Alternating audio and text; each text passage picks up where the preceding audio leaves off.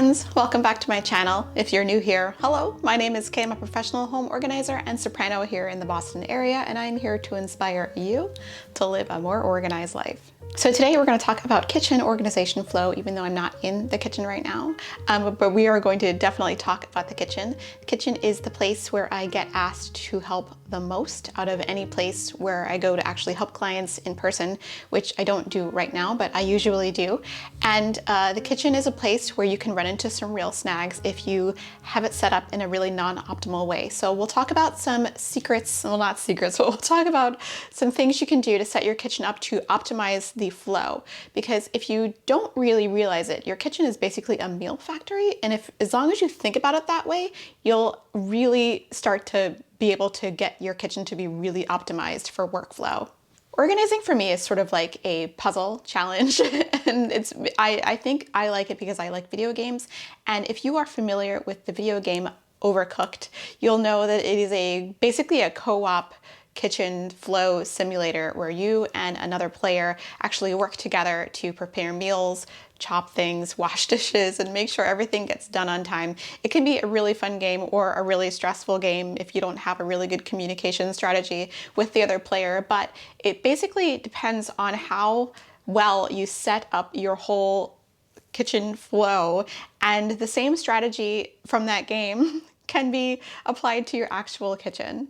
So the first thing I always recommend, if no one has even unpacked their kitchen, like you just say you just moved in and you have all of these kitchen boxes, is to set up as well as you can kitchen zones. Every kitchen that I have worked in pretty consistently has 4 separate areas where you're doing stuff very specifically, and these are food prep, where you're prepping food, you're chopping, you're doing the salad spinner, you're mincing, I keep saying chopping, you're peeling, you're doing all the food prep stuff, you're mixing. There's another area that is primarily used for cooking, of course. This will be the stove, oven, microwave, that kind of area. There's an area for food storage where you're going to be actually storing ingredients. This can include the refrigerator if you'd like. I like to always count that as food storage.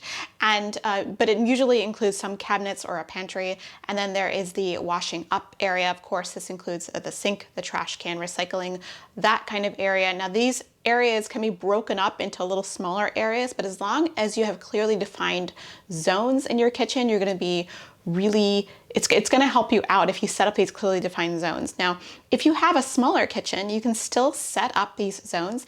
I lived in a really small apartment that had just a super small galley kitchen that was on it was sort of an L. There was like one side that had an oven and one cabinet and a refrigerator, and then there was one very small wall that had the sink and a sort of under cabinet situation. And this was not an optimal place for me to work because I could only really set up a limited amount of zones. But when I moved into here, I got creative and I purchased a baker's rack, which gave me an extra actually prep zone. So it gave me a place to prep and store some of my cooking utensils. And since I lived alone, I didn't mind looking at my pantry all day. So I set up this freestanding shelving system where I neatly, sort of tried to be very neat, arranged a pantry and some cooking utensil storage because I like to cook, and I lived in a small space and I just accepted that I would look at my pantry in the living room all the time. I didn't mind, and it worked really well for me for a while. It actually extended my kitchen.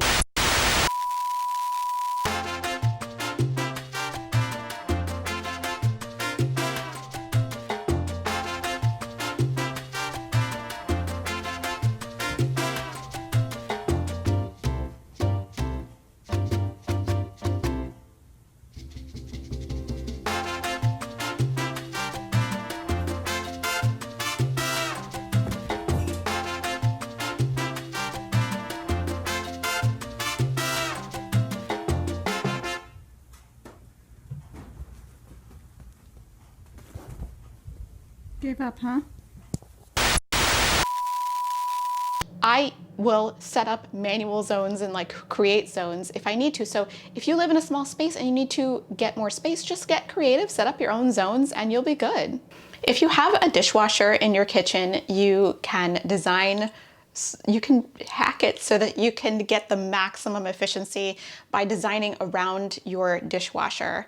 Now, this seems really silly, and maybe I don't need to say this, but if you put things close to the dishwasher, like if you're storing your things that you're taking out of the dishwasher, like say bowls, plates, forks, cups, all that stuff, in a place where you can actually like reach here and then like go like this and put them away, that is the ultimate win if you are totally able. We actually are lucky enough in our kitchen to have our kitchen designed this way. It's kind of ridiculous how I can just stand in one place and put things away, most of the things away. It's miraculous. This is sort of an extra bonus if you can get it done. You don't necessarily have to be able to do this, but if you can, it really can cut down the time you spend unpacking your dishwasher. If you don't have a dishwasher, you can totally also do this with the sink area. If you have some storage cabinets around your sink and you're like, well, I want to store my food here, but maybe I'll store my dishes here instead. And then after the stuff dries in the sink or dries in the drying rack,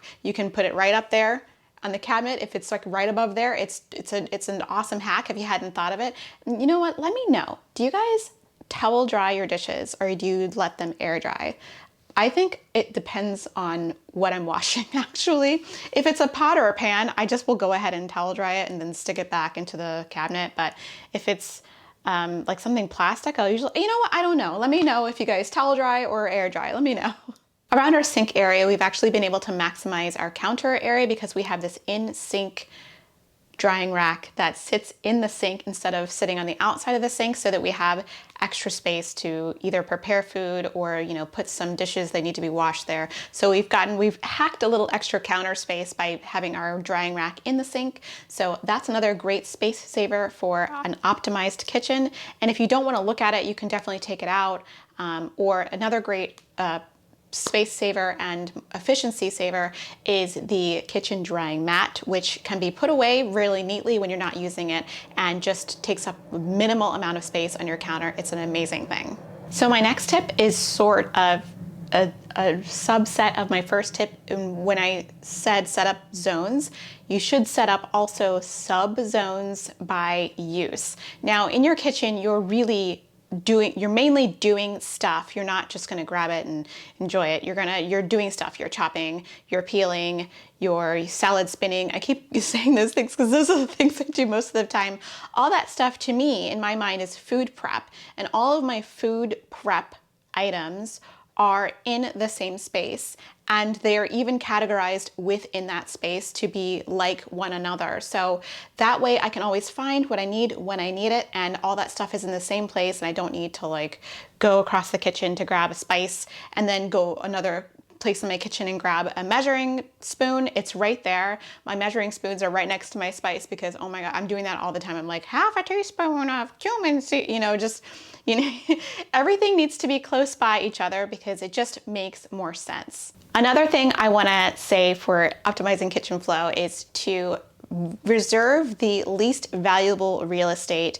That is the place in your kitchen where you hate to store things. Corner cabinets, I'm looking at you. For items you use much less frequently than any other items. Like once a year, I only make cookies literally just once a year, maybe twice a year, but usually just once at Christmas I'll make cookies. And I just don't need to have access to that stuff on a regular basis. So in every kitchen, I know this for a fact because I've been in a lot of kitchens, in every kitchen there is either a cabinet or a place that is really not optimal to get to. It's either up too high or it's like towards the back somewhere in a scary corner.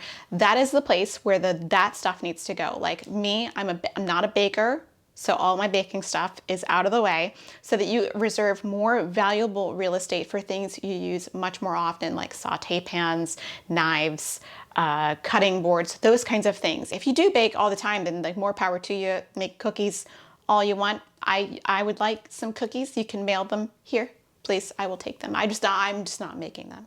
And my last tip for optimizing kitchen flow is to make sure that the kitchen counter is as clutter-free as you can make it by only having the things you use out every day. No, that didn't make any sense. By only having the things you use every day out as minimally as possible. I'm not a minimalist, but I can definitely understand that the more like visual clutter there is, especially in the kitchen, the more distracting it is and the harder it is to find things. I find that we have on our kitchen counter the things we use almost every day, like the coffee maker, the soda stream, the paper towels, the spices, well, like the peppers and salt and things like that, the utensils, the spoon rest, and the dish soap and stuff. And we have a couple other things that are out for decoration, and that's it, because they make us happy. So we have a few decorations out. But other than that, it's pretty clear. I go to a lot of kitchens where I see there's a lot of crowding going on the kitchen counters because it's empty space that people feel like they have to fill. And I want to encourage you and say again, I've said this a few times, that negative space is definitely something that's okay, and to resist the urge to fill every available fill every available footprint with items or things. I often find that the least clutter you can have on the counter, the better, and more optimized your kitchen flow. Okay, question. What is your favorite thing in your kitchen right now? We just got a really cool like espresso, cappuccino, latte machine, and it's pretty dope. I love it. I don't really drink lattes or cappuccinos, but my husband does, and he's really been enjoying it since we've got it. And it's got like a water reservoir. I really like it. So let me know what your favorite kitchen thing is right now and whether or not I should get it. Okay, I hope you guys are having a great morning, great evening, great afternoon, wherever you are, and I'll see you in the next one.